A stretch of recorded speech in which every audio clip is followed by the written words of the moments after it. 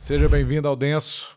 Guilherme Avelar falando hoje com mais uma entrevista em que a gente traz história sem romantismo, com consistência e sem atalho. O entrevistado de hoje dispensa um pouco desses comentários para cá e ele vai mostrar um pouco de como levar num setor super consolidado todas essas características. Bruno. Escutem um pouquinho da história dele. Bruno Paraíso é uma figura rara no mercado imobiliário brasileiro, um executivo que construiu carreira de baixo para cima dentro da mesma empresa, combinando conhecimento profundo de operação com visão estratégica de nível executivo. Há 14 anos na Canopus, uma das 10 maiores incorporadoras do Brasil, fundada em Belo Horizonte em 1971. O Bruno ocupa a posição de VP, função que é essencialmente um COO expandido. Ele atua tanto no que entra, o pipeline de projetos, quanto o que sai, a execução de 20 empreendimentos simultâneos em 2025. Formado em Engenharia Civil pelo UFMG e educado no Colégio Santo Antônio, duas instituições de excelência em Belo Horizonte. Com MBA executivo no INSPER, Bruno recentemente completou a MDP focado em Real Estate em Harvard. Programa de desenvolvimento de lideranças para executivo sênior, trazendo visão de gestão de alto nível para uma trajetória já consolidada. Mas há algo que diferencia Bruno de executivos típicos de seu nível. Ele vem de esporte de alta performance, já correu longas distâncias, 30 km, e alguém que nunca parou de treinar musculação, ele carrega a mentalidade de atleta para dentro da gestão. A Canopus, sob sua coordenação operacional, mantém reputação de cumprimento de prazo, mesmo no ritmo de 15 obras simultâneas, um feito de coordenação que fala de um sistema robusto de controle e de uma liderança que pensa em margem, não só em volume. Hoje ele representa um ativo intangível crítico da companhia, é quem opera a máquina que converte terreno em receita em um mercado onde reputação de entrega é o diferencial mais difícil de replicar. Bruno, seja bem-vindo ao Denso. Muito obrigado. Show de bola. Eu vou ter dificuldade de chamar de Bruno, mas o Bruno Paraíso é o sobrenome, então vai pelo Paraíso. É isso. Paraíso, Santo Antônio, INSPER, UFMG e Harvard, cara. Quanto que você acredita em instituição de educação e quanto que essas instituições te moldaram para você levar a carreira que você tá tendo e que você teve hoje, cara? Tão longeva, tão bem sucedida, agora como VP de uma empresa também longeva e que dá cada passo sem preocupado em não dar passo para trás. Cara, eu acredito muito, assim, eu acho que eu tive a sorte, a oportunidade de, desde a minha juventude, estar em instituições que são fantásticas, né? O Santo Antônio, para mim, é a base de tudo, de verdade. É um ambiente de, assim, de altíssima cobrança, de altíssima competitividade, mas que, ao mesmo tempo, me ensinou muito sobre relacionamento. Uhum. Então, é um perfil muito integrado de pessoas, é uma instituição que não tem grupos, é uma instituição que tem um perfil diversificado e que todo mundo se dá muito bem. Então, isso me ensinou muito. Uhum. Eu carreguei isso na minha vida inteira, carrego. O FMG, muito parecido, assim, cara, é uma instituição, é difícil de entrar, é difícil de sair, as pessoas brincam, mas ao mesmo tempo tem um pouco disso. É um ambiente integrado, assim, você vê pessoas de vários níveis ali, vários perfis. Isso me ensinou muito, cara. E é o que eu busquei, mesmo em instituições Harvard, INSPER, que talvez sejam instituições ditas como um pouco mais elitizadas, o que eu sempre busquei nessas instituições foi muito tirar isso, sabe? Networking, integração, conhecer gente de perfis diferentes. Acho que quanto mais diferente, mais me atraía. Você sempre entende, conhece um pouco mais, vê as coisas com um ponto de vista diferente. Eu sempre tentei aproveitar muito disso das instituições que eu tive, fora, óbvio, o conhecimento técnico que elas têm a oferecer, mas que para mim não é o principal não, tá? De verdade. E só para mencionar, eu deixei de falar aqui da Universidade do Porto, É verdade. que é fonte da onde a gente se conheceu, no intercâmbio aqui para a Universidade do Porto em Portugal. Mas eu não sei se você lembra, mas quando a gente foi, era 2010 para 2011, a gente escutava, Portugal estava numa crise profunda. Verdade. E a gente escutava de Portugal revendo o plano de educação dele de longo prazo. E é engraçado que a gente viu eles começando da base. né, de educação básica, de escolas públicas boas. A gente já via reflexos disso na Universidade do Porto. Sem dúvida. Parcerias com MIT, com Harvard, com Stanford. Mas na época eu acho que não era tão evidente assim pra gente. Óbvio, né?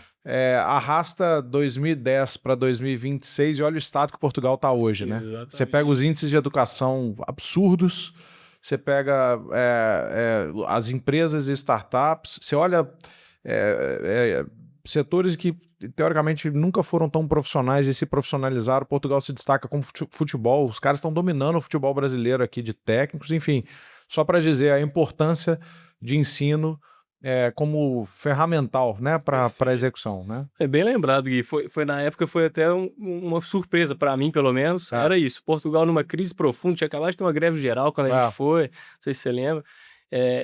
E Portugal era muito visto como o patinho feio dos intercâmbios. Né? Todo mundo queria ir para a Alemanha, para a França, para instituições mais consolidadas. E eu tive uma grande surpresa quando a gente foi. Como a Universidade do Porto estava se reinventando, o nível de educação que eles estavam implementando ali, muito legal. E aí, um ponto importante sobre isso, cara. Eu tive a oportunidade recente de fazer um curso em Harvard. E aí, eu só tenho um ponto sobre o nosso sistema de ensino, que eu acho que me abriu um pouco a cabeça quando eu fui para lá. E tem instituições aqui que já têm feito isso. É mudar um pouco aquela lógica do ensino expositivo, né? E isso os americanos fazem muito bem. Você não vai ali para a aula para escutar alguém falando, muito pelo contrário. Ele tá ali como um facilitador de discussão e transferência de conhecimento.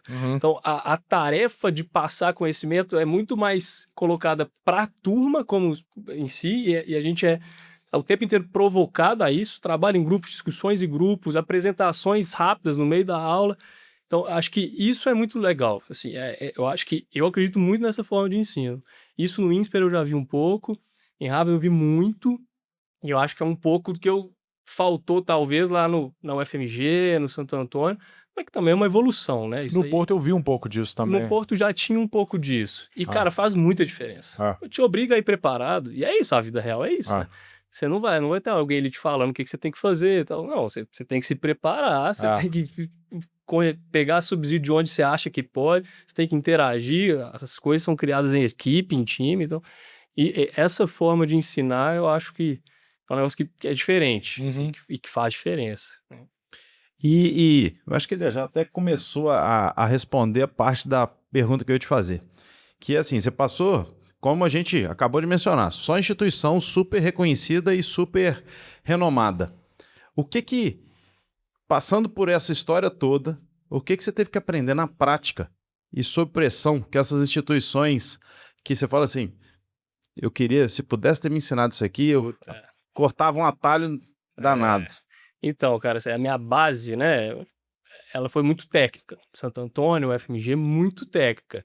E o ensino técnico, ele segue aquele padrão, toma aqui as variáveis, você vai chegar numa resposta que você tem que chegar, a resposta existe, é essa aqui.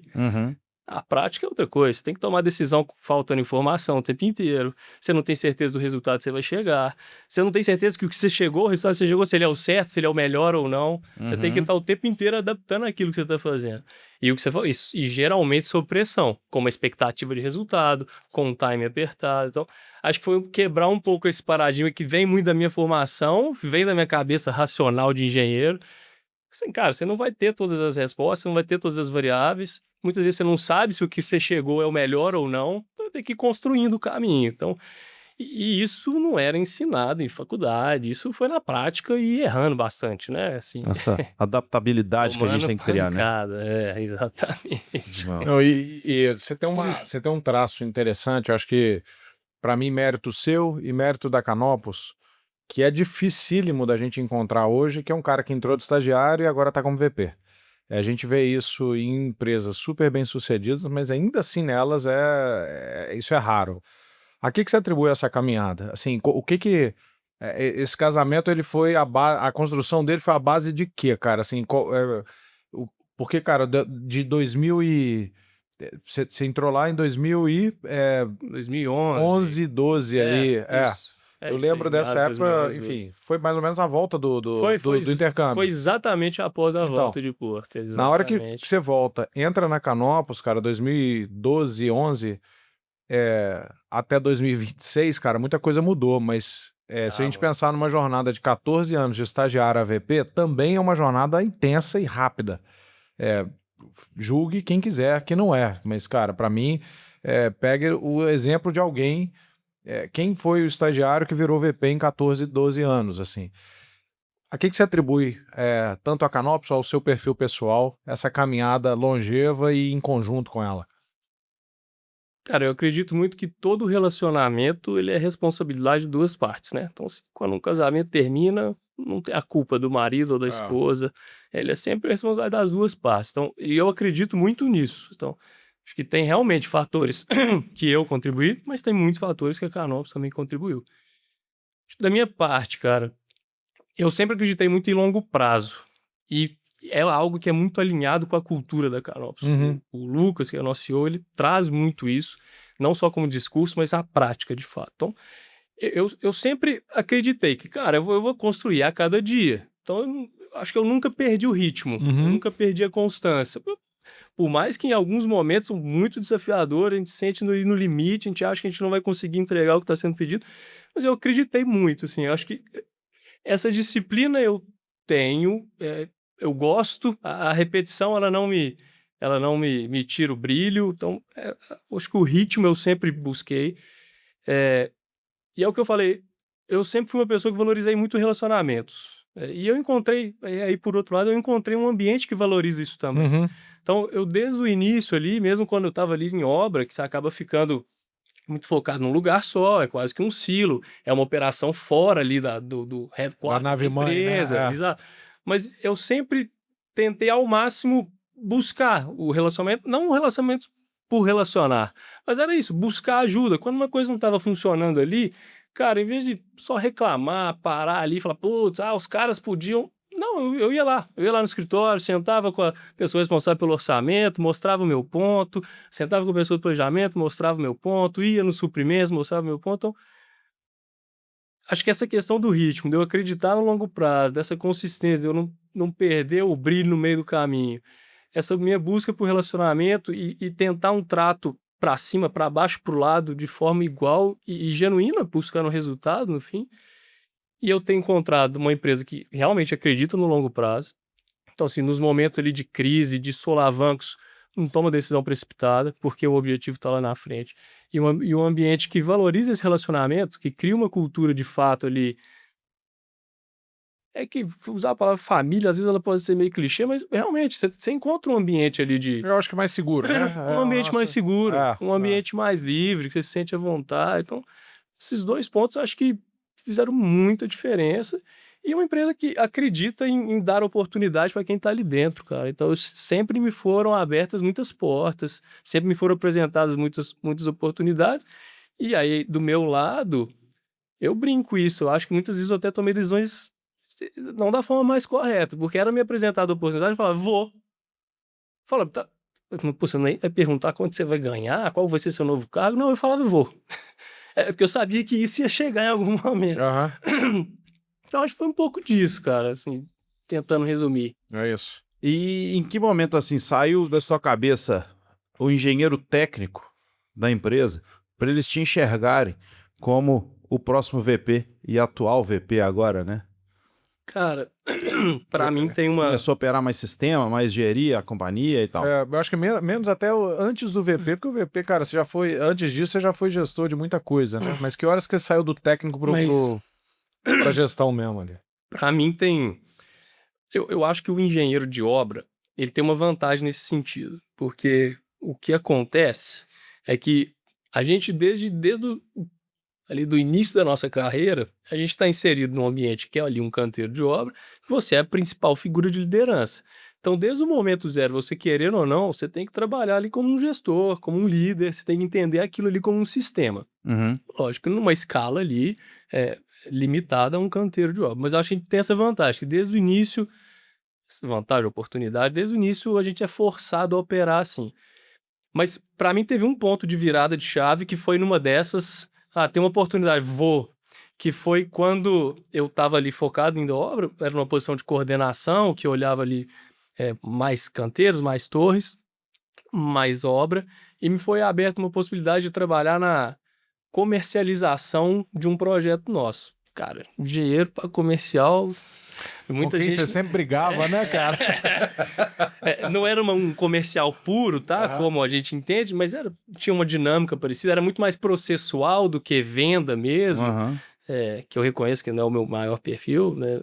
Então, mas foi, acho que ali que a empresa ofereceu a oportunidade, eu respondi na hora que sim, fui para ali e deu muito certo, porque precisava ser feito, como eu disse, era praticamente organizar ali uma esteira, tinha uma questão de relacionamento com alguns órgãos ali que a gente estava trabalhando, era uma PPP, esse projeto que eu estou falando, então tinha muito esse relacionamento com o Estado, com órgãos de fiscalização, com órgãos de auditoria, porque é normal, acho que ali foi a minha virada de chave, e acho que foi a virada de chave para a empresa também. Falou, putz, acho que esse cara consegue fazer um escopo além do que só o técnico, sabe?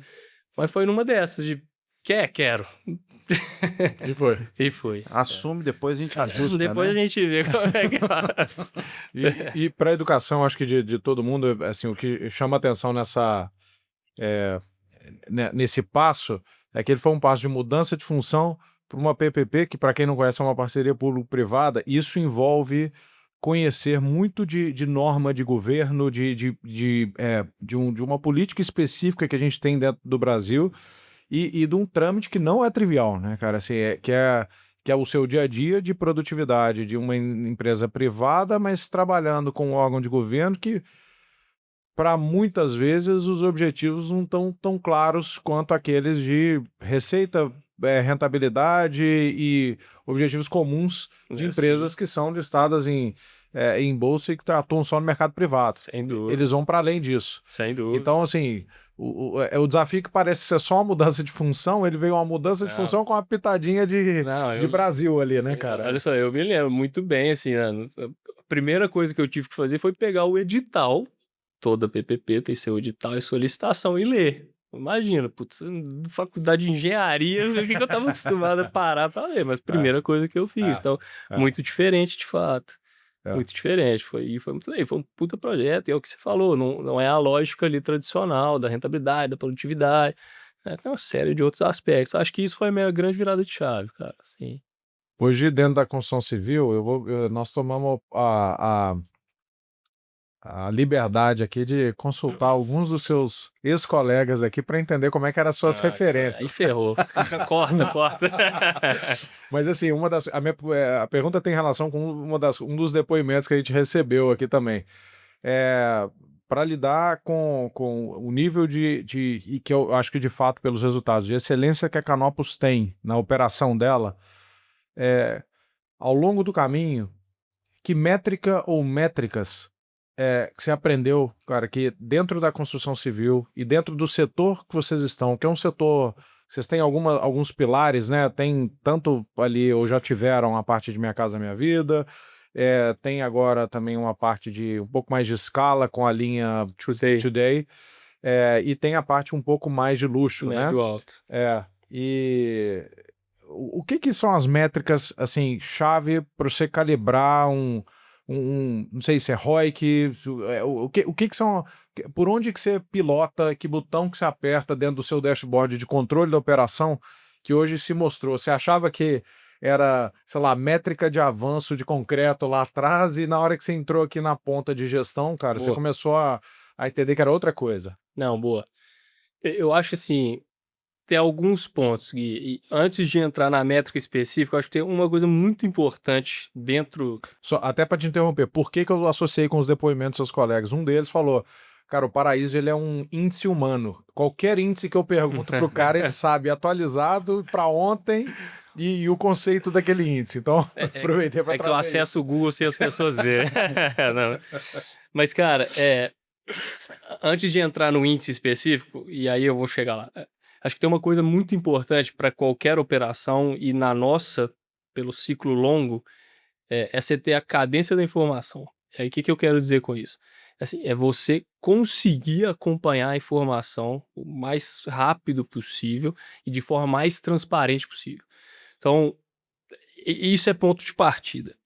Você tem que ter uma estrutura, uma equipe, uma cultura e uma rotina que te permita que a informação chegue no tempo certo, da forma correta, o tempo inteiro. E o que acontece com ciclos muito longos? Às vezes as pessoas não acreditam que você precisa acompanhar aquilo tão de perto. O ciclo é longo. Pô, demora 6 anos para entregar um empreendimento. Pô, você vai querer olhar isso todo mês? Olha por trimestre. Eu penso um pouco diferente. A cadência de informação é muito diferente, é muito importante para mim. E quando você fala de métrica, o mercado da construção civil, da incorporação imobiliária, né, hoje o que a gente tem de base assim, formal? São as empresas SA, capital aberto, que estão aí na bolsa, todo mundo tem acesso às informações, aos balanços, às rentabilidades. E todas elas usam o método contábil. Ok, e faz sentido, porque tem já as regras muito bem estabelecidas, você precisa de uma uniformidade, um padrão único de fato. Só que o método contábil, ele não tem a sensibilidade que você precisa para a operação, né? A contabilidade na incorporação imobiliária ela é feita através do POC, que é você reconhece o resultado à medida que a obra avança. Então você não tem ali, a gente até brinca assim, fala, cara, o POC é o lucro do passado já. Assim, eu quero ver o que está acontecendo no futuro.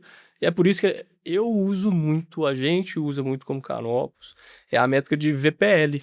Simples assim. Então, a gente acompanha a nossa operação por margem VPL. Então, basicamente, eu trago a valor presente todos os fluxos, a somatória dos fluxos dos nossos empreendimentos e divido isso pela receita valor presente. Bom, isso me dá muito mais sensibilidade do que está acontecendo, né? Porque você imagina, eu estou trazendo um fluxo de 5 anos no tempo, então há uma taxa forte, então eu tenho sensibilidade muito maior do que está acontecendo ali na operação de fato. Então, essa para mim é uma métrica que não falha. Qualquer coisa que acontece na operação, você sente ali em tempo real o que está acontecendo e você consegue operar, né? Então, se não está entrando receita no ritmo que você precisava, vai aparecer.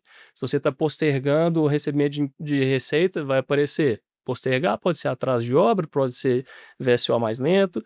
Então, você consegue ter uma sensibilidade muito, muito rápida, muito clara para ir atrás de onde é o problema. Qual que é a periodicidade que você mede isso? A gente faz isso uma vez por mês. Então, assim, é como se eu estivesse reorçando a empresa todo mês. Então, todo mês a gente faz todo o nosso fluxo de caixa, a gente pega todas as viabilidades, a gente reorça todas elas, mexe nos infinitos parâmetros que existem ali todos os meses com base nas expectativas atuais. E para ser um pouco mais detalhista, hoje quem pilota, quem te alimenta desse dado? Qual que é a persona dentro da empresa? A gente tem uma célula que é uma célula de FP&A, né? É o controle de negócios. Então, que a gente ali, ele faz FP&A, mas ele tem outras funções relacionadas a business control, então chama controle de negócio. Então tem ali uma pessoa que é responsável pela área, que é quem pilota isso, e a gente tem nossas rotinas de dashboards, de relatórios, as periodicidades de acompanhamento. Mas essa é a chave aqui para... É a chave. Precisa. Show de bola, cara. Show de bola. Quando a gente entra no mercado de construção civil, tem uma... Ele é um termômetro, ou foi durante muito tempo, né? Eu acho que a gente está recalibrando nesse mundo novo que a gente vive de AI, enfim, a gente não sabe se vai continuar sendo. Tem dois fatores que a gente sempre traz, né? O mundo quando o fluxo de capital de venture capital e de empresas lá de fora para startups com alto risco estava bom, né? A gente não percebeu a inflação dos Estados Unidos tida como alta, vinha dinheiro fácil para qualquer PPT que se botava na mesa. E aí vocês competiam capital, ou investimento, ou financiamento, seja o que for, tendo o que eles chamam de ativos reais, né, cara? Assim, vocês são uma economia de ativo real, vocês produzem, vocês constroem. Cara, não é só software, não é só ideia, não é só processo. E no final, o que sustenta a economia, o que a gente está aprendendo, o que sustenta a economia ou sustentou ao longo do tempo, que foi a meia prova de bala, foram os ativos reais, né? Seja agora, se a gente falar de AI, isso se traduz talvez em data center, em capacidade de suprimento de energia para isso tudo. Se você não tivesse ativos reais para alimentar como base, isso não anda. Tô trazendo isso porque, em paralelo, a construção civil sempre foi um termômetro inicial de se a economia estava mudando ou estava seguindo um fluxo, sei lá, seja ele positivo ou não. Cara, eu tô vendendo mais apartamento, eu construí mais e não vendi, ou o INCC aqui no Brasil cresceu, concreto está maior porque eu estou vendendo mais para a China, metal está mais caro porque eu estou vendendo mais para a China, sempre foi uma métrica. Construção civil hoje, na sua visão, continua sendo uma métrica, ou as métricas relacionadas à construção civil continuam sendo um espelho, um reflexo do que a gente espera de linha de tendência da economia, e seguindo isso diante de todos os soluços que vocês tiveram, que nós passamos ali desde de 2011, macroeconômicos, e foram vários, o que foi fundamental para vocês sobreviverem e estarem vivos até agora? Tá. Duas grandes, né? Assim. Duas grandes perguntas. Eu acho que a primeira é uma ótima pergunta. E o que eu vou falar aqui é a minha opinião, que não necessariamente é o que Pessoal, é o correto, assim. E sim, o mundo está mudando muito, né? A gente enxerga os impactos disso na construção civil, inclusive relacionados à mão de obra. Mas eu ainda acho que é um termômetro, tá? E aí eu vou explicar um pouco, e que vai estar muito relacionado a comportamento. Mas o que a gente vê, e aí a gente vê não só pelo que a gente pesquisa, mas vê através de pesquisa feita por outras empresas, por mercado, é que o imóvel que em algum momento foi colocado como se a nova geração não está mais querendo comprar, está querendo alugar, essa lógica não está tão bem estabelecida, não. Então, o imóvel ainda é visto como uma primeira conquista e ainda é visto como uma forma de investimento. Tá bom. Então, para mim, sim. O imóvel ainda é um bom termômetro de medir se a economia está funcionando ou não. Tá. Dos dois lados, do ponto de vista do investidor, poupador, quanto do vista do cara ali que, na hora que ele está prosperando, onde ele vai pôr o dinheiro dele, ou onde ele vai investir, é ali na primeira moradia. Então, acho que ainda é, tá? Eu vejo que ainda é. A segunda parte sobre como a gente prosperou, o nosso setor é muito cíclico, isso não é novidade para ninguém. E a gente vê perfeitamente esses ciclos acontecendo ao longo do tempo. O mais recente, que foi a parte de crise, né? Foi ali entre 2012 até 2017, 2016. Foi um momento de muita crise no mercado como um todo. A gente viu empresas com vendas negativas, isso quer dizer que teve mais distrato do que venda.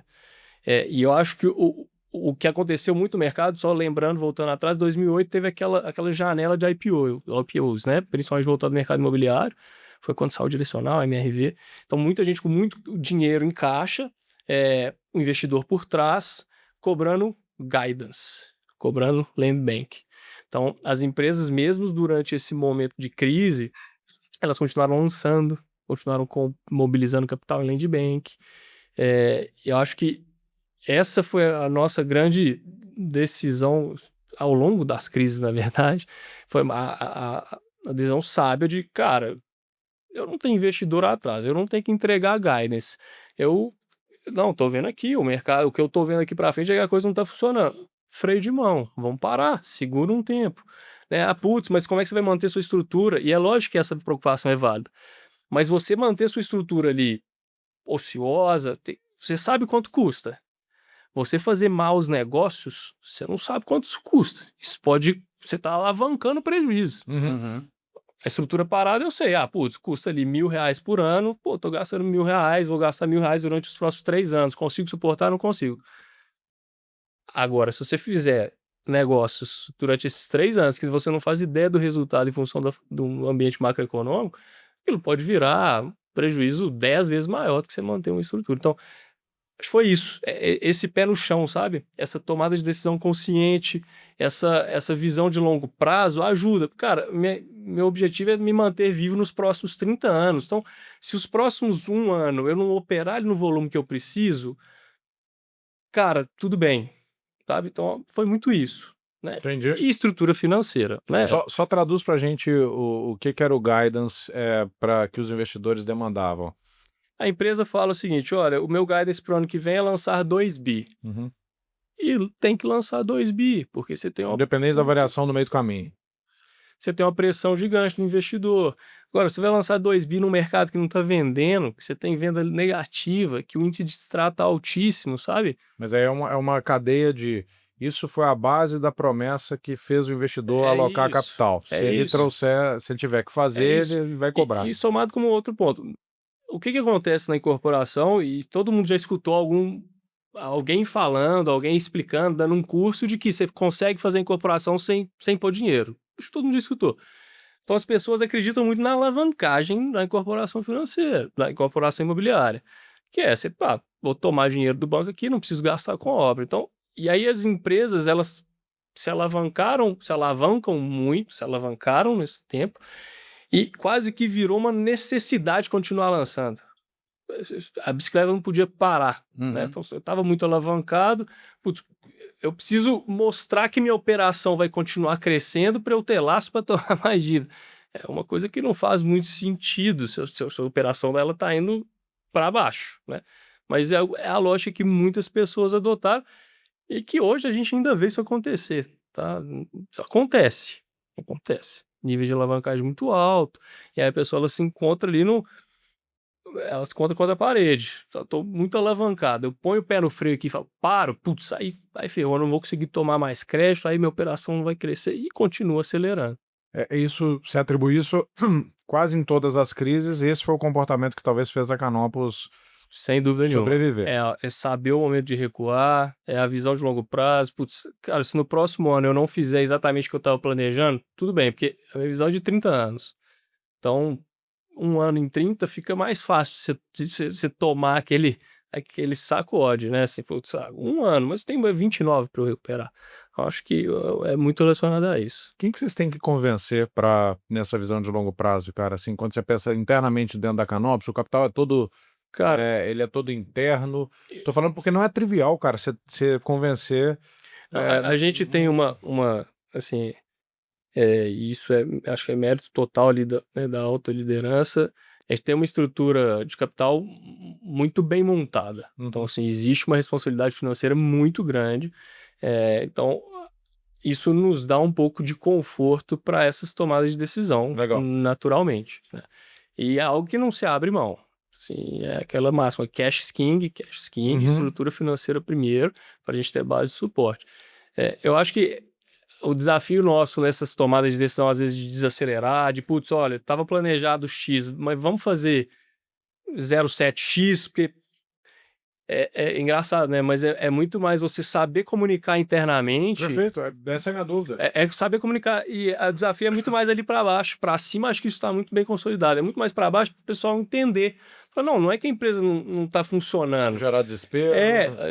Pelo contrário, está tomando uma atitude responsável para que ela cresça nos próximos 30. Então, acho que é muito mais essa comunicação. E aí eu faço um link com o que eu já falei. É a cadência de informação, cara. Como a gente tem muita essa informação e a gente acredita na transparência da informação, isso fica mais fácil, sabe? Essa informação a gente cascateia muito para a empresa de forma muito transparente. Então as pessoas começam a entender com mais facilidade. Mas o desafio talvez seja maior esse, é comunicar. Não criar putz, então não tá funcionando, não é o que, putz, a gente tá fazendo o que a gente planeja. É o que eu disse. Pelo contrário, ainda bem que a gente tá fazendo isso, né? Parece muito que ele fala, parece muito que assim, eles entendem o mercado, mas eles não agem como o mercado. Né? Tem que analisar o tempo todo. Sou empresa por ela mesma e não por... tá todo mundo tomando essa decisão. Vamos seguir eles porque deve ser o certo, só a gente tá enxergando errado. Né? Mas vocês leem muito que tá a capacidade dentro de casa mesmo e agem de acordo com ela e com os seus números, com o DRE da empresa. Muito bom. E isso a gente até brinca lá às vezes, né? Porque é natural, né? Que as pessoas chegam assim, putz, a gente tem que fazer isso aqui. Tá, legal. Por quê? Não, porque o mercado tá fazendo. A gente brinca. Quem que é esse tal de mercado? Chama ele aqui pra gente conversar com ele. Personifica, por favor, né, cara? Eu fico vendo, e cada vez mais a gente vê as pessoas que a gente chama aqui falando isso, que assim, a gente olha pra dentro de casa, não é seguir moda, seguir tendência e tal. E eu fico vendo, assim, eu trago sempre pra minha área, pra área da saúde, né? Que tem coisa assim, no Instagram fica maravilhoso, né? Cheio de fotos, lugar bonito, um tanto de coisa cara, legal, recurso, que eu sou doido pra ter. Mas eu falo, que horas que essa conta fecha? Que a minha tá difícil de fechar pra caramba, sabe? Eu tô ralando, fazendo conta, melhorando o processo e tal. Isso aí. E o cara, porra, mas ele deve estar bem. Mas nada como o tempo vai mostrando algumas coisas pra gente, né? É isso mesmo, cara. É isso mesmo. Acho que é muito disso. Quando ainda em construção civil, a gente viu a Lava Jato mostrando uma fragilidade gigante do nosso setor, né, e como ele funcionava, principalmente nas relações com o governo. Mas eu quero ir menos para os efeitos de corrupção ou alguma coisa nesse sentido.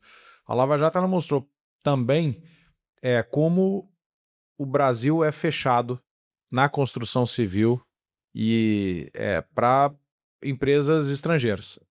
E aí a minha dúvida, e eu acho que para uma visão de quem está de fora, eu não tenho claro para mim se ela está fechado porque foi uma estrutura que foi criada para estar fechada e privilegiar as empresas locais, se é pelo simples fato de a gente ter a complexidade tributária, de trabalhista, de inflação e macroeconômica que o país traz, que não é trivial para entrar aqui. Enfim, eu queria entender um pouco a sua leitura.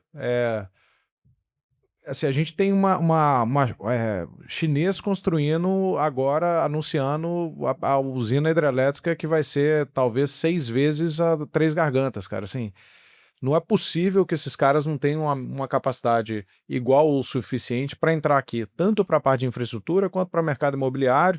E óbvio, eu estou usando a China como uma metáfora de um polo completamente desproporcional aqui. Mas óbvio que você tem, principalmente no setor imobiliário, você tem, cara, empresas fortes de arquitetura, de engenharia, da Europa, do Oriente Médio, que teriam, pelo menos condições técnicas, de estarem aqui. Por que esses caras não estão aqui, cara? Cara, é uma ótima pergunta e foi uma das coisas que, quando eu tive a oportunidade de estudar fora, é o que eu mais queria entender. Até porque quando eu cheguei lá, eu vi um ambiente que as pessoas tinham essa tradição de empreender fora, tá?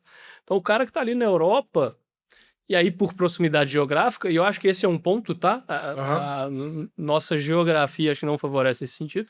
Então, o cara que tá ali na Europa, ele faz empreendimento imobiliário em tudo que é lugar. O cara que tá na Austrália também. Então, isso me chamou muita atenção. E aí vai muito na linha do que você falou, Gui. E eu tive algumas dinâmicas, e era uma sala diversa, que eram de 40 pessoas, que tinham 27 nacionalidades, tá?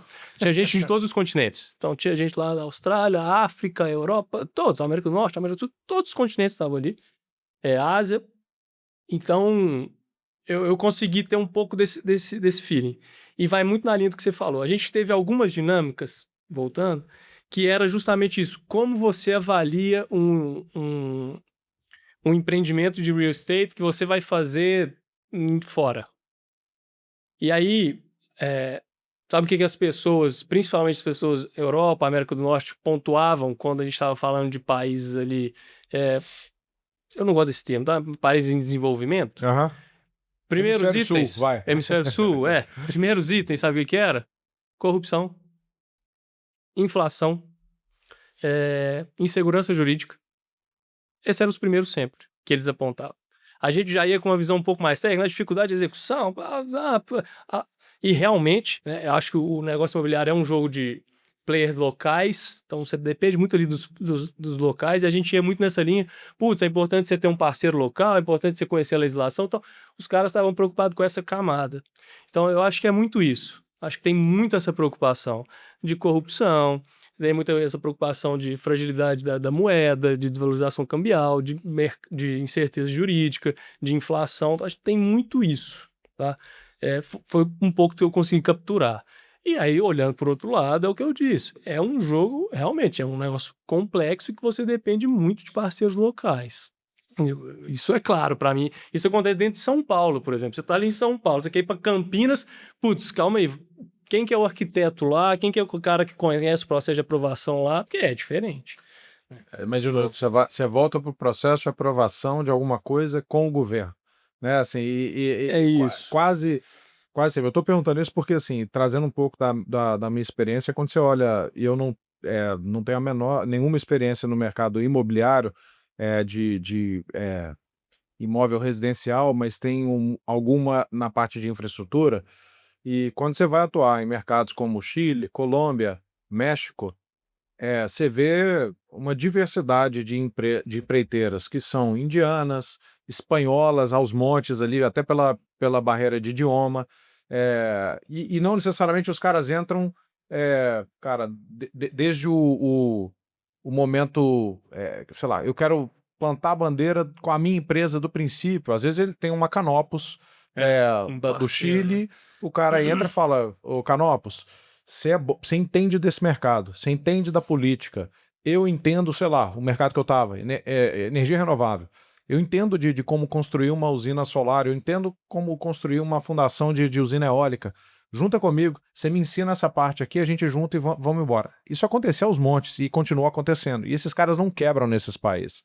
Agora, o histórico aqui do Brasil, é péssimo. Assim, eu cito algumas, né? Isolux, a Bengoa, a gente teve projeto de linha de transmissão de 500 quilômetros que parou porque a empresa quebrou, ela não entendeu o jogo do Brasil, uma espanhola. Enfim, para citar outros exemplos, mas todos eles casam com o que você está falando. Eles não entenderam, eles travaram por quê? Sei lá, esse linhão de transmissão, cara. Linha de transmissão é um negócio que é igual vocês construírem estrada, né, cara? Você tem que ter relação com a comunidade, você tem que pedir licenciamento ambiental para mais, sei lá, 70 cidades em 3 estados diferentes. Cada um tem uma instituição com uma regra diferente e quase, assim, sem inferir, mas dentro da experiência que eu tive, com comportamentos dúbios ali de segurança jurídica. E, cara, lidar com isso é um inferno, cara, assim. Quando você vai pro Chile, cara, é um mercado, cara, simples. A regra é clara, a regra é simples, a complexidade diminui. Não estou falando do Chile, cara, assim, o volume econômico ali não chega, não deve ser metade do estado de São Paulo, assim. Então, me incomoda ver isso, Muito. Mas ao mesmo tempo dá uma folga e uma brecha para que as nacionais possam crescer e se profissionalizar. E que eu não sei se é bom ou é ruim, porque eu acho que um pouco de concorrência é sempre bem-vindo para elevar um pouco a régua. E aproveitando um exemplo, né? Eu estava lá, os cases que a gente lia lá, um dos cases era Heinz, que é uma empresa, goes to Rio. Era um case de um empreendimento que eles fizeram no Rio, chama Torre Almirante, e mostrando a dificuldade que os caras tiveram ali para operar. Desde a contratação do construtor ali, do empreiteiro, desde o processo de aprovação, desde a desvalorização cambial, como é que os caras iam redear. Então, é muito complexo. Eles citam nesse case muito sobre a dificuldade grande do processo de aprovação no Rio, como eles não conseguiam cumprir prazos ali de aprovação no Rio. Então, você vê, tava lá, tive a oportunidade de fazer um curso lá fora, um dos cases era aqui. Exatamente aqui no Rio de Janeiro. Impressionante, né? Assim como, né, usando como assim, case de complexidade de se fazer projetos imobiliários fora. Impressionante, cara. Você tá falando de complexidade, eu acho que eu vou trazer para não para obras, você trouxe essa obra do Rio, que você teve esse case aí de complexidade. Conversando com outros construtores também, que eles me falam hoje que tem mudado muito, principalmente em empreendimentos imobiliários, tá? É o nível de personalização que vem acontecendo. Eu tenho informações, assim, que algumas construtoras falam em até 85% dos imóveis personalizados. Como é que gerencia isso? Como é que gerencia, sei lá, num prédio de 50 apartamentos? Como é que você gerencia? Se você descobrir alguém gerencia, me apresenta que eu também não sei. 40 vontades. Não, sabe? cara, como é que essa conta fecha? Como é que vocês agem nisso aí? Então, vou dar a minha opinião de novo.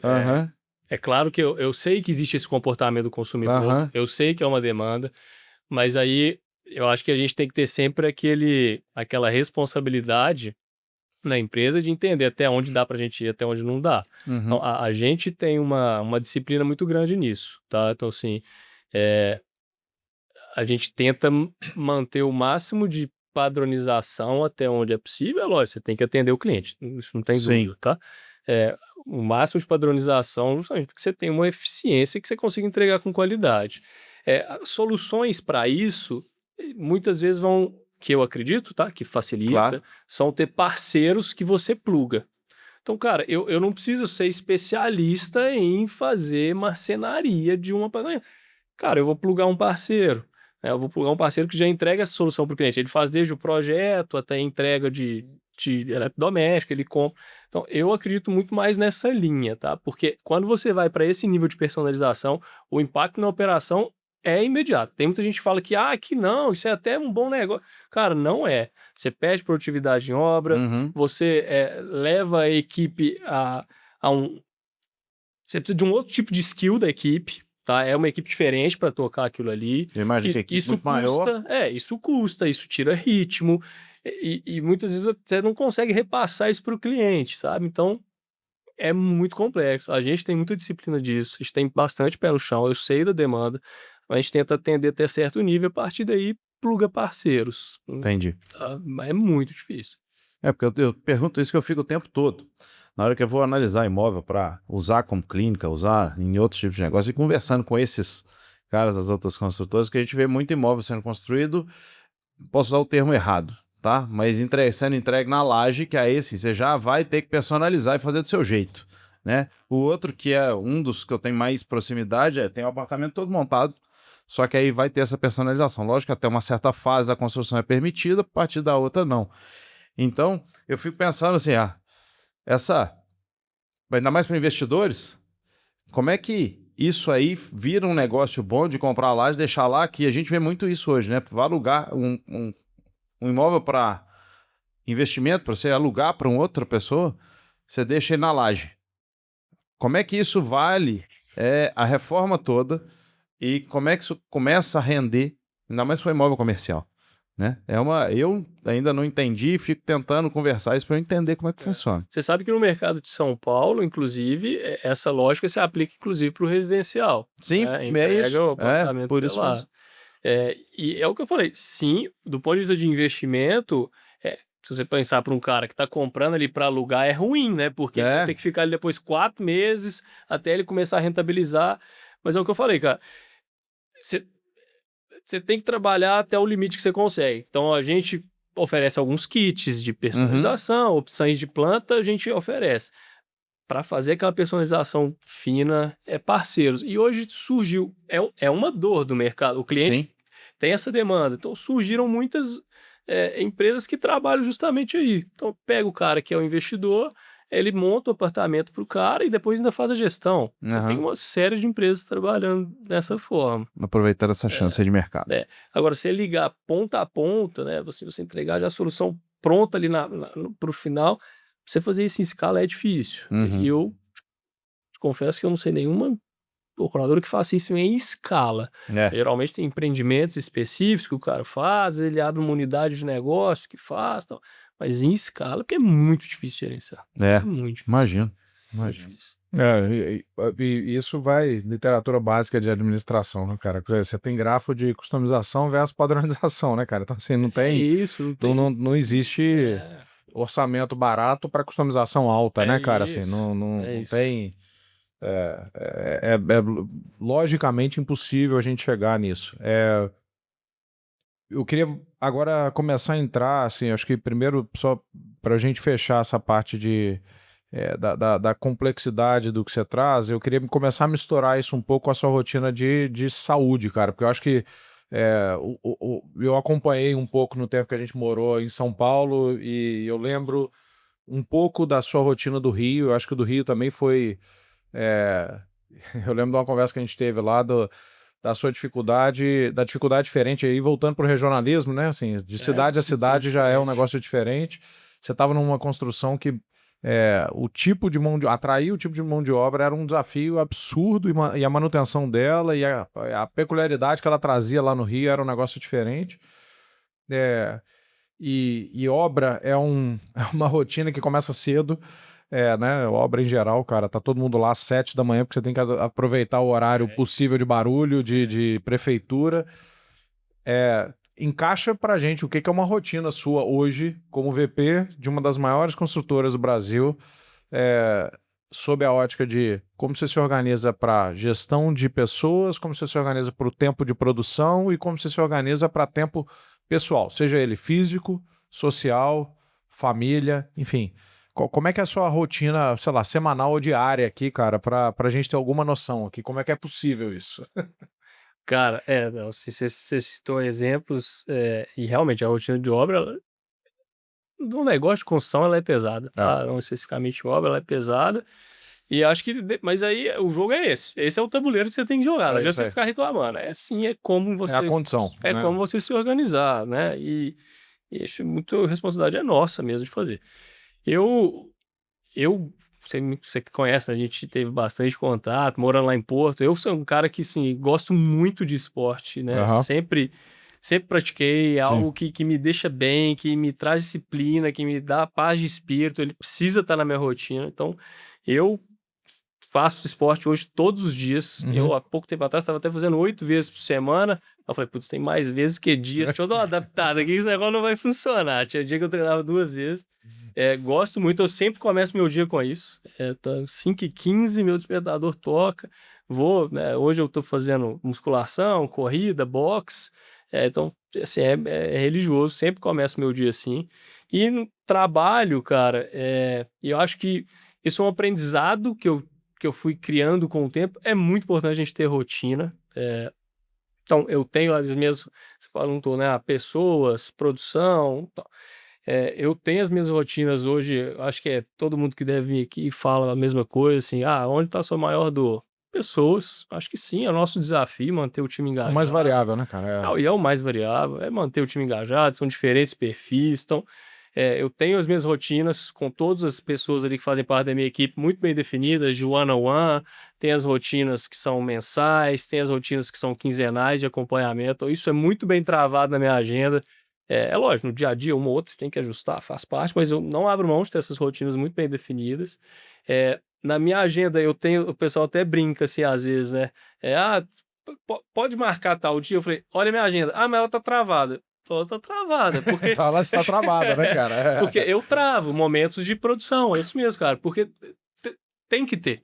Eu travo ali, eu tenho a minha rotina de travar horas, eu controlo geralmente horas por semana de produção, que eu vou estar ali parado, que é o meu tempo ocioso, de fato, para eu pensar numa área que está mais crítica, para um indicador que eu tenho que olhar com mais atenção, para eu criar ali um material que eu quero apresentar para o time. Então, eu tenho essa disciplina de agenda grande, tanto com as rotinas de pessoas quanto com as rotinas de produção. Eu vou chutar aqui em 60 horas que você tem de trabalho, que eu vou chutar que é o mínimo que você vai ter numa semana aqui.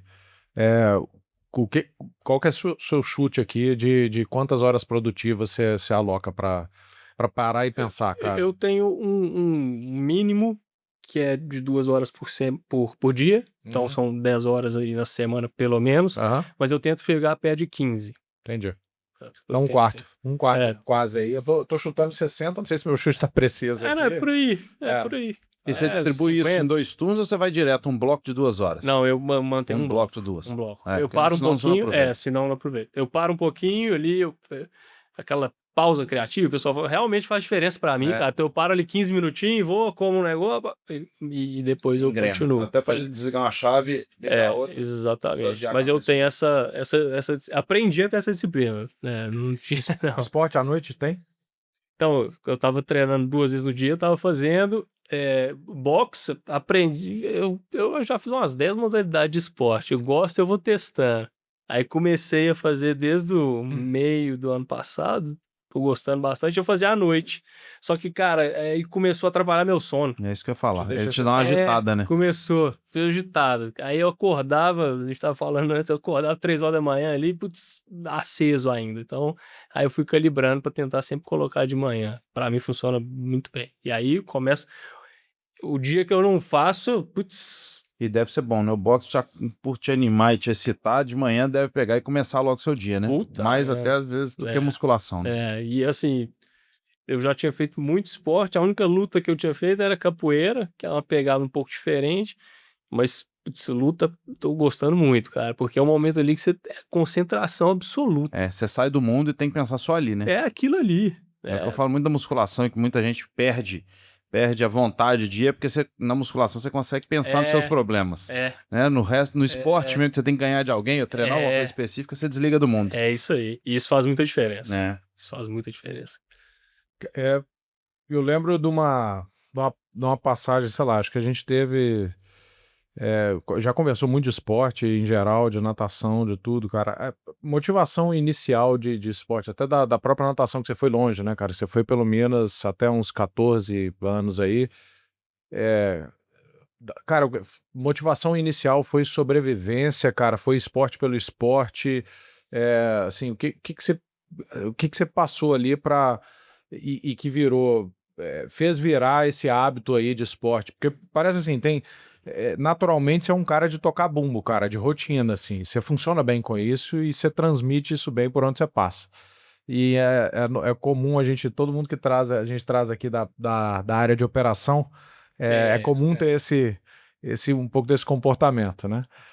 Teve alguma coisa extra ali que te motivou, enfim? Cara, eu tenho muito claro isso, Gui. Sabe o que me motivou de verdade? Eu comecei a fazer esporte muito forçado pelos meus pais, mérito deles, porque eu tenho até hoje uma condição de asma, né? Mas na minha infância isso era muito forte, então assim, eu precisava, capacidade aeróbica, era questão de sobrevivência fisiológica. Sim. Então, muito motivado. Eu demorei muito para engrenar assim, na natação, mas teve um episódio na natação que mudou, acho que, minha vida. E eu vou te falar o que foi. Eu era bom na natação. Eu tinha talento para natação. Mas, cara, eu não gostava, porque eu tava indo obrigado no primeiro momento. Era cedo, água gelada, aí sunga, você é muito novo, tem vergonha do corpo, aquele negócio.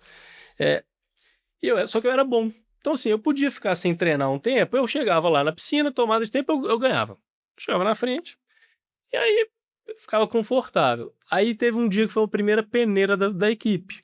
E eu falei, vou passar, né? Tá, puta, você sempre ganha dos caras aqui. Sempre aconteceu aqui. isso, né? Porra, cheguei lá, passou uns 3 e eu não passei. E aí, cara, aquilo me deu um gatilho. Caralho, calma aí.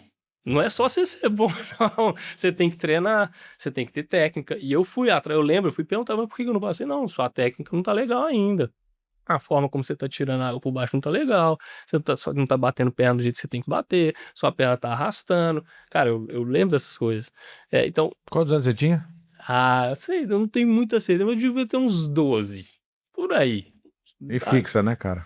Cara, e aí aquilo me deu um clique muito forte. Então, respondendo a sua pergunta, acho que o esporte me ajudou a mostrar, e a minha motivação de esporte hoje é muito essa, cara, assim... É ter a disciplina, é ter o ritmo que o resultado vem, mas você precisa treinar, você precisa estar ali. Não é só você ser bom em algo. Eu sou bom de falar, então eu chego ali e vou enrolar. Não. Prepara, treina, organiza. Então, acho que...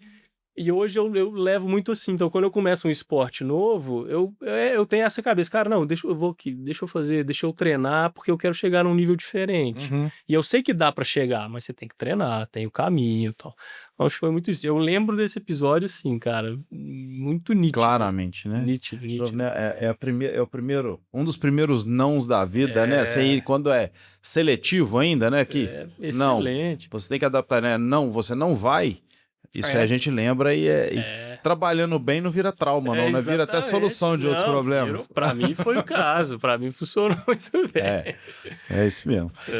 O Gustavo Borges, eu participei de uma palestra com alguém perguntou, cara, o que você dá de conselho para criar filho? E ele falou um negócio, falou, cara, eu não vou te dar conselho, eu vou te falar como eu criei os meus. Você cria do jeito que você quiser, enfim, com o que tiver alinhado com vocês. Ele falou, a partir de 6 anos de idade, meus filhos foram obrigados a fazer um esporte competitivo e a obrigação deles era fazer até os 16. Daí pra frente, se eles quisessem seguir no esporte ou não, ou seguir em qual esporte eles quisessem, mas eles tinham que escolher um esporte e se eles quisessem mudar no meio do caminho, podia mudar, mas sempre buscando o lado competitivo. O cara perguntou, mas 6, e por que tão competitivo? Ele falou, cara, você tá aqui porque você foi o primeiro ou o 15º da sua função? Ele falou, desculpa, o mundo é assim, cara. Então, o que você tá trazendo foi o primeiro ensinamento de competitividade, né, cara? E foi no esporte que me ensinou, total. Ele tem, e meu filho, agora a gente colocou ele, você já viu isso acontecer algumas vezes, eu mudei, ele tá no Santo Antônio. Até aí, achei legal quando você começou a falar que a gente enxerga isso com pouco tempo de escola, você enxerga isso tudo que você falou. E toda hora que a gente comentava, tinha gente que falava assim, não, coitado, não, lá é apertado demais. Nossa, eu falei, cara, ele tá no início. Todo mundo ali tá entrando naquela idade. Então, para todo mundo ali vai ser difícil. É isso. Só que é o difícil normal. Ele não sabe o que é fácil, o que é difícil. Toca ali, vai difícil desde o início, você vai ver se no final aquilo ali fica difícil. Teoricamente, a tendência é que não. E se não adaptar, tem outros jeitos a gente fazer o jeito acontecer. Mas a tendência é que assim seja mais fácil, né? Tá acostumado desde cedo. Sem dúvida. Eu escutei muito isso. Eu lembro, papai, não sei se você vai lembrar falando, meu pai falava assim, que eu detestava nadar. Eu falo que eu detesto ficar contando azulejo. Coisa monótona, você não conversa com ninguém e tal, mas é eficiente pra caramba e sobrevivência na infância. Eu lembro dele falar uma vez assim, o dia que você competir, eu te deixo sair. Que aí eu sei que você sobrevive, né? Então, assim, engrossa a casca de alguma forma, que aí depois você pode tomar suas decisões. Aí, cara. Isso aí, é isso aí. Mas vamos para as nossas tradições aqui, cara. Eu queria primeiro entender o que a gente sabe que você lê e consome conteúdo, tanto podcast quanto outros vídeos, aulas, cursos. O que você tem consumido recentemente? O que é um livro que você leu recente que, cara, te chamou a atenção? Não precisa ser que mudou sua vida, não, mas, cara, recente. Alguma coisa que... Cara, eu até comentei quando eu cheguei aqui, né? Eu gosto muito do Ray Dalio, da forma como ele consegue explicar coisas complexas e traduzir de forma simples, né? Eu acho que isso tem um puta valor, porque fica mais fácil você comunicar a mensagem. Então, esse livro, Princípios, eu dei uma voltada nele um tempo atrás, e tem um outro livro dele que chama Nova Ordem Mundial, New World Order, que é muito bom, cara. Explica muitos ciclos da história, muito legal. Recomendo, li há pouco tempo. Ele lança também uns vídeos que é super legal de ver, é rápido de entender. E teve um do Simon Sinek que eu li que chama O Jogo Infinito, que é bem legal, cara. Que ele traz muito essa questão do longo prazo, das equipes de confiança, dessa questão de transparência. Eu gostei bastante, assim. Eu acho que é um livro que às vezes tem gente que não tem muita paciência ali para ler e tal, mas você consegue pegar capítulos, sabe, e ir aplicando, assim. Então foram os últimos que eu vi. Aí agora eu mudei um pouco de fase, tô lendo Ken Follett, que também é bem legal, mas aí é uma outra pegada. Mas aí é ficção, né, ficção. Ele mistura ficção com realidade, com história, então é legal. Mas aí não conheço, depois eu vou é legal, vou pesquisar. Bem legal. Tem muita coisa, né? Tem muita coisa. E ele pega os momentos marcantes de história. Você tá lendo qual? Assim. Eu tô lendo aquela trilogia do Kingsbridge. Aí são 1000 páginas, eu tô no processo.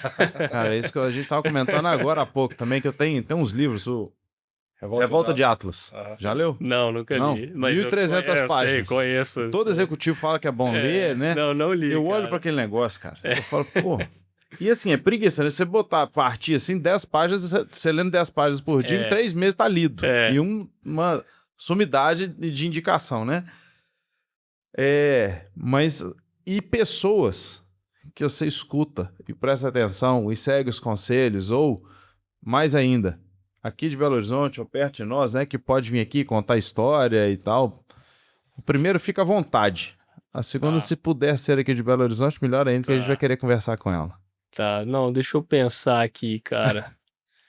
Acho que assim, primeiro ampliando um pouco, assim, pessoas que eu gosto de escutar, acho que os dois que eu citei eu gosto. O Simon Sinek tem um podcast que é bem legal, né? Não sei se... The Optimistic, né? Exatamente, é isso mesmo.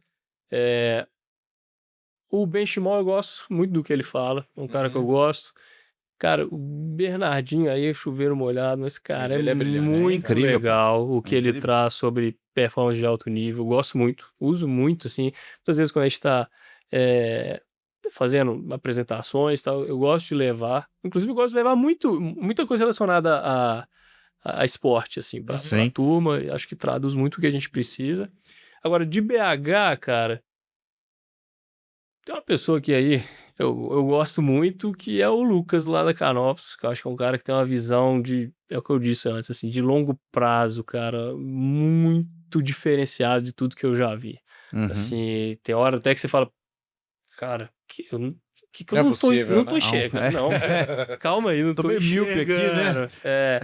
Lucas o quê? Lucas Matos. Tem uma visão muito diferenciada de longo prazo, de negócio, de serenidade na tomada de decisão, de pé no chão na tomada de decisão. Um cara que eu... Qual que é a idade dele?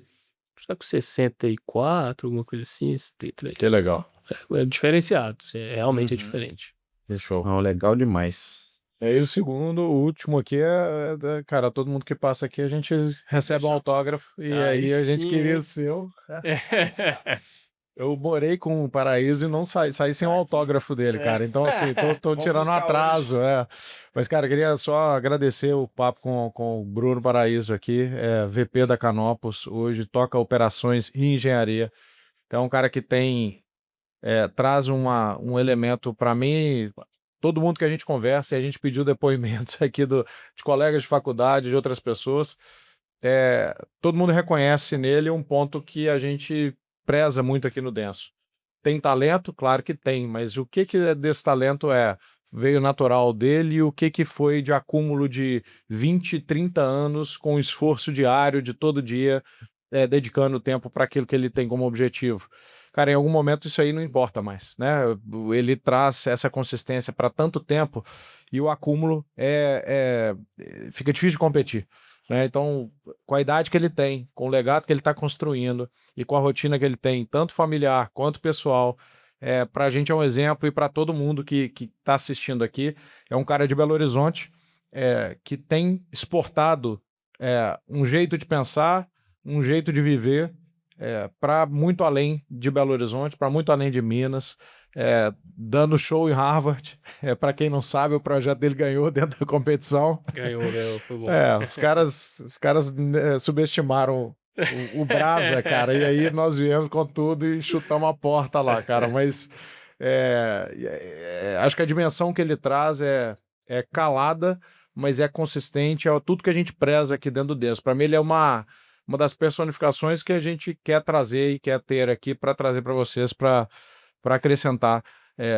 O esforço, ele é muito sem romantismo, mas ele traz um resultado brutal, cara. O acúmulo de conhecimento, de capital humano, de capital financeiro que o Bruno traz é um exemplo que a gente espera que vocês possam aprender muito com isso e, enfim, fica à vontade para passar seus canais aí de comunicação e da Canopus, eu acho que também, para a gente continuar vendo o crescimento da Canopus de maneira consistente. E me chamou muita atenção hoje na conversa alinhamento de cultura entre funcionário e empresa, cara. Não por acaso você tá nela há tanto tempo, cara. Então, ser reconhecido por isso, né? E sendo reconhecido por isso. Mas assim, só é reconhecido porque a empresa também traz essa filosofia. Sim. Então, falo de uma cadeira de quem já negligenciou combinação de cultura pessoal e de empresa e sofrer a consequência por isso. Esse é um dos pontos intangíveis e mais difíceis de você medir, mas que não pode ser negligenciado, cara. E ele traz um exemplo claro de quando isso acontece bem, o que acontece, né? O resultado que a gente tira. Cara, Bruno, obrigado. Obrigado, gente. Prazerzaço estar aqui. Valeu demais. É isso aí, assim, o que me resta, acho que o Guilherme já agradeceu tudo e o que me impressiona, assim, na carreira de 14 anos de empresa, sair de estagiário, o VP realmente é rápido. O que a gente vê acontecendo é que você pode chegar nessa velocidade, mas geralmente você tem trocas para subida de cargos mais aceleradas. Mas isso é reconhecimento puro de um trabalho bem feito, discreto, como a gente sabe que né? Sua pessoa é assim, mas todo mundo que pergunta e fala de você elogiam de alguma maneira. Parabéns pelo trabalho, obrigado pelo tempo. Valeu. E vamos pro próximo, para vocês gostarem mais ainda de uma outra história. Continuem seguindo a gente, tá? Nos nossos canais, no YouTube, no denso.hub.oficial, no podcast, Denso Podcast no Spotify. Quando vocês puderem ver, escutem no carro, correndo e tudo. E também no Instagram. Vocês vão vendo mais cortes, vão vendo os anúncios lá para não perder nenhum episódio. Você não falou suas redes sociais, se quiser. Eu sou meio ruim de redes sociais, mas... Foi bem provocativo. Eu percebi. Mas, bom, vou agradecer. Obrigado aí pelas palavras no final. Não sei se eu mereço todas não, mas obrigado. E, putz, quem quiser, no LinkedIn eu sou um pouquinho mais ativo. Parece um pouco mais, né? Legal. É só buscar lá, Bruno Paraíso, eu tô lá. Então, só vão me achar. Show de bola. Valeu, gente. Ficamos por aqui.